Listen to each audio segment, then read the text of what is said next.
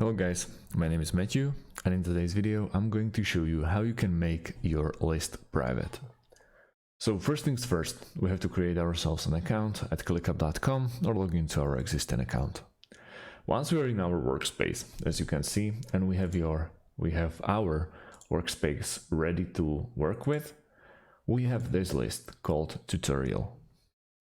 And if we want to make it private only to be seen by few of our members, because maybe we are doing something that we don't want to see another employees that we are doing on or working on, we have to go to the right three dots next to the name of this list or into list settings. And as you can see, there is all the way down this option, sharing and permissions. Once we click on that pop-up window, we can either copy the link, invite people by name or email,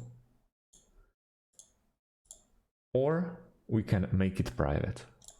When we make it private, we can still invite people to see this list. When we click again, we make it visible to other people as well. But if we want to keep it private, you will see this little lock icon next to the name of the list.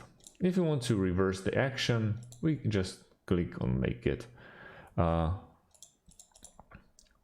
public again. So that's about it, guys. Thanks for watching and see you on the next video.